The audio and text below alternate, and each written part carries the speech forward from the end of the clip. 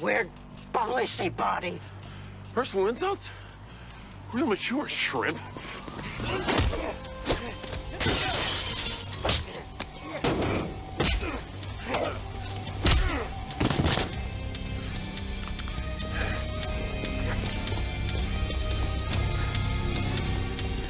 You have no idea. Butterflies, they're not what you think they are.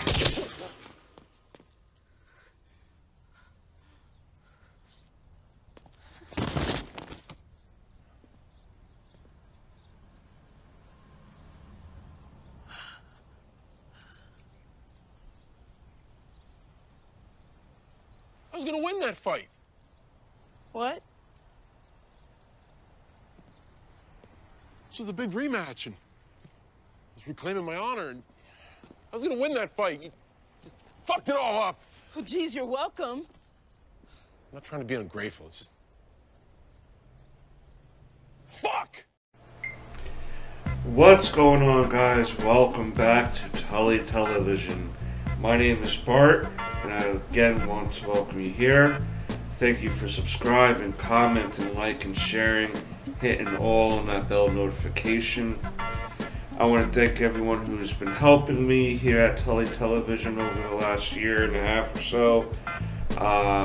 Guests like Jordan, Eternally Grateful Seas, my editor Smokey Bishop. I always leave his social media information down below as far as contacting him through Facebook if you have any editing needs. But today we're going to be getting into the Peacemaker HBO Max series that had just wrapped up a couple weeks ago. I'm going to give you the cast, some of the directors, and there was only really one primary writer for the series. But yeah, let's get into it. Peacemaker, directed a few episodes but written every episode, James Gunn. John Cena as Peacemaker, and his real name was Christopher Smith in the show. John Cena, man, I don't know, I was looking for him, I couldn't see him anywhere in the show. Daniela Brooks as Leota Adiboa. Again, my mispronouncing names is totally not meant for a disrespectful angle. Freddie Stroma as Vigilante and Adrian Chase. Chuck Woody Iwuji is Clemson Mern. Jennifer Holland is Agent Emily Harcourt.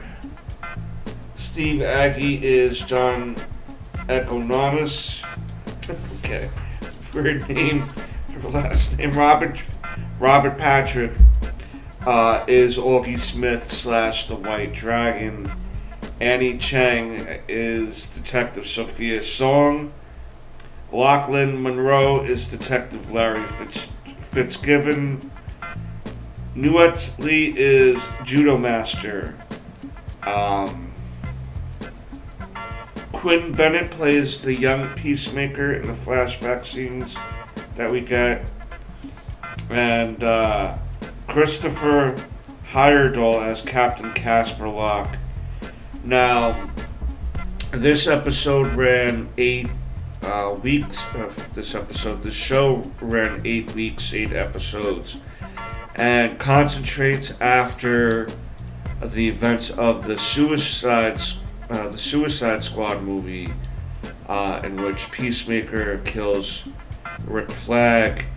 He's defeated by Idris Elba's character, suffered a coma, and then when he wakes up, he's teamed up with the 2 agents that betrayed Amanda Waller near the end of the Suicide Squad, Economist and Hardcore. They're getting teamed up also with another agent by the name of Mern, and just want to make sure, Danielle, Leota, okay, they all team up to uncover a plot by alien butterflies that can take over a human by burrowing into their brain and retaining their memories, and then thus controlling their bodies. The only thing that I would have liked to see more of is that they have to kill the human in order to take over the human. So if the human is dead and they're taking over the body, let's say, and is able to talk like us and stuff, and whatever language they remember through the human, wouldn't the body start decaying at some point, or is that not how it works? They didn't really explain that too much, which is only like a small downfall in this whole series, because this whole series, I will say, is I'm a Marvel fanboy, okay? I will say I grew up with Marvel comic books. I love DC comic books, but Batman and the Batman and that mini cosmos of the universe in DC and Green Lantern were kind of my primary solo heroes I enjoyed from DC, and then I also enjoyed the Justice League books, because I like team books a lot, especially if you can get a good combination of characters that are varied and can bounce off each other through friendly rivalries, romance, friendships, people who don't get along. You can get it all in a good team book, you know what I mean? But yeah, so everyone knows Peacemaker's file, and Peacemaker goes from a jerk, basically, with no real motivation on why he does what he does, outside of his father trained him to be a killer from a child. Well, we really never explore that in the movie, but we do here. And the big, heavy burden that Christopher, aka John Cena, carries is that his father, when raising him and his brother, was racist and would run illegal activities at the home. And what he would do is have his two sons fight each other for money, and have people bet on it and stuff like that. The kids didn't really know any better. Well, they did. The older brother didn't really like the father or the whole racist thing or whatever. He just wanted to play classic rock and smoke weed and make out with hot girls all day. And who the fuck doesn't want to do that shit? You know what I mean? Who doesn't want to have some Warren or Skid Row or Guns N' Roses in the back and making out with your hot girlfriend and smoking a joint? That sounds like a fun afternoon for me. But what happens in this fight is that John Cena's character, Peacemaker, accidentally kills his brother with a punch.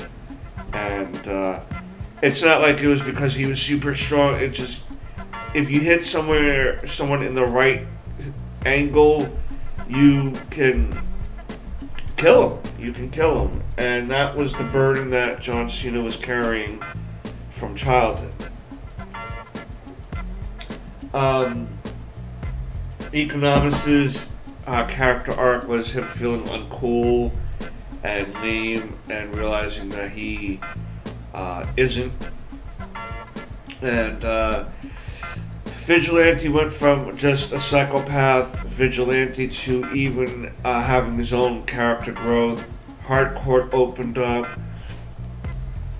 Even the Leota, she is Amanda Waller's daughter, and that was the secret she was holding up because she thought she was doing her mother a solid, but then hearing how people talked about her mother and to hear what her mother has done without anyone else knowing that knowledge of that's her mother, you'd have to take that a little bit more with an open mind, because these people are speaking truthfully to me, thinking they can trust me. And even though they're talking stuff about my own mother, they don't know that. So they're being open about how they really feel about this woman. And it would make me feel like, wow, my own mother did that shit? Like, that's why near the end of the show, she did what she did to stand up against her mother and stood by her teammates, basically. But like I said, this was basically a story of space butterflies coming down, overtaking a group of humans throughout the globe to kind of take over in a way so that they can save us from the same fate that destroyed their planet. But they feel the only way to do that is through controlling us. And Peacemaker near the end understood that in a sense and thought it would be maybe a good idea to side with them, but at the end of the day he didn't, just for the fact that he wanted to make sure that his team, that he stood up for his team and for what was right overall. Some of the other directors of the series was Brad Anderson, Rosemary Rodriguez, Jody Hill. I thought the CGI looked beautiful, especially with Eagly. That was done so well. The butterflies were done so well also. Some of the funnier side characters was the neighbor of the father of the White Dragon, played by Mel Tuck. He would give Peacemaker a hard time about Batman's a better hero, this guy's a better hero, so forth. Let's see, we also have the one butterfly that Peacemaker had who ended up being the queen of the butterflies. He named Goff, and they had a friendship during the middle of the show, and then near the end of the show when Goff was trying to again convert him to their side, he couldn't do it, but Goff is still around. He made their way.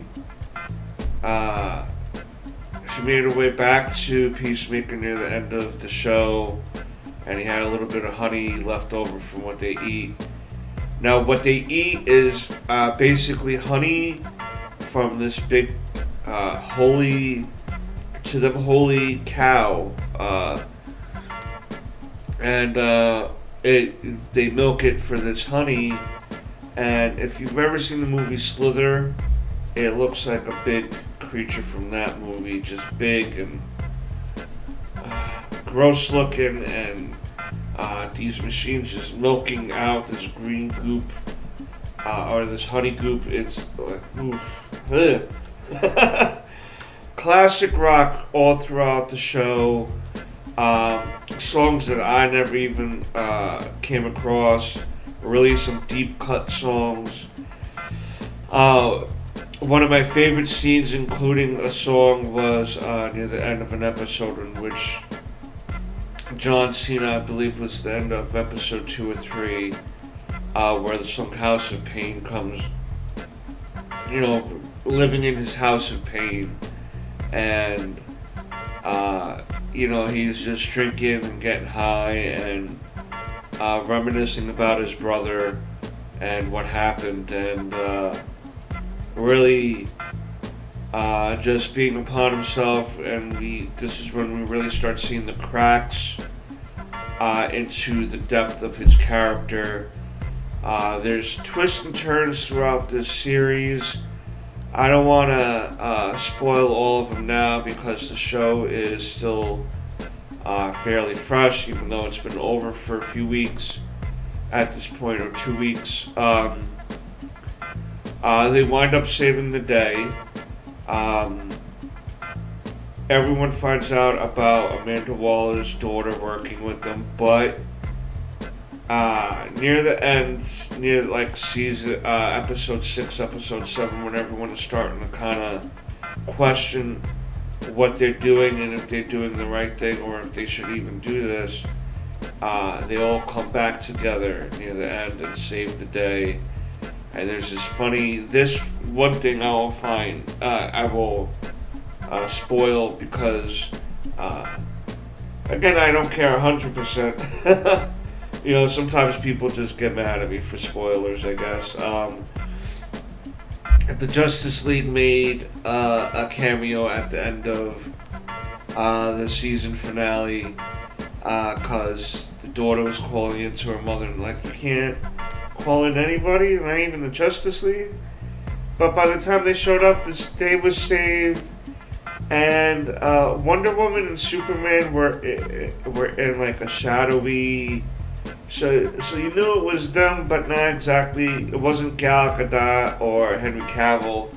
But what we did get was Ezra Miller and Jason Momoa as the Flash and Aquaman, and they made some jokes near the end.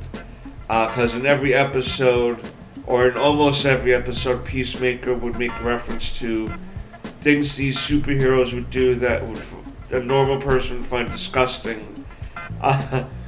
Like Aquaman having sex with fish, and Hal Jordan with this, and Superman with that. So those moments were pretty funny. I'm trying to... Oh, another side character that was pretty funny, played by Rizwan Menjai, Jamel, the janitor. Big funny scene from the first opening scene of, or one of the opening scenes of the first episode, where John Cena's trying to ask him for advice, and he's like, "Man, I'm a MIT graduate mopping floors. What, you want my advice?" Like, and then we see him again later on in the year, in the season, as Peacemaker is talking to his daughter's class. Again, I will give this show an overall 9 out of 10. Great action, great writing, great direction. The cast was great. The jokes hit 9 times out of 10, if not 10 out of 10. The overall series I will give a 9 out of 10. Some episodes range from a 7 to 9 for me, but there's not a bad episode in the bunch. And this is not for children. There's a lot of drug use, sexual innuendos, nudity. So just be very aware of that before you allow your children to watch it, because it's not for the faint of heart. And that's my... Oh, there's also an interdimensional pocket thing that Peacemaker's father uses to make weapons in. And there's a whole arsenal in there, and it just expands almost infinitely. And that, you know, didn't really get explained to how the father was able to do that. And then there was this big father-son confrontation near the end of episode 8, in which John Cena fights his father, the White Dragon. And I'll leave that for you to find out what happens at the end, but they should definitely continue the ramifications of that storyline. And yeah, that's my views of Peacemaker the series. 9 out of 10. Highly recommended. Again, if you have yet to subscribe, hit that red subscribe bar down below. I hope I've earned you subscription today. And don't forget to smash that like button. And until next time, peace, Knuckles.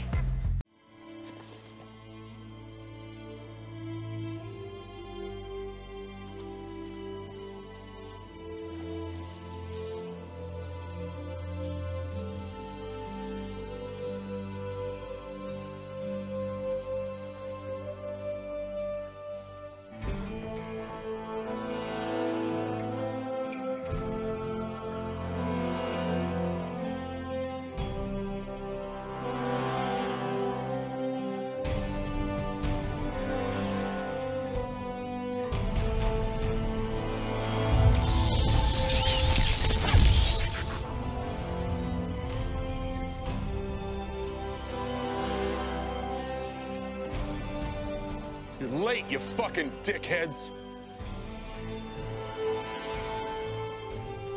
Go fuck another fish, asshole!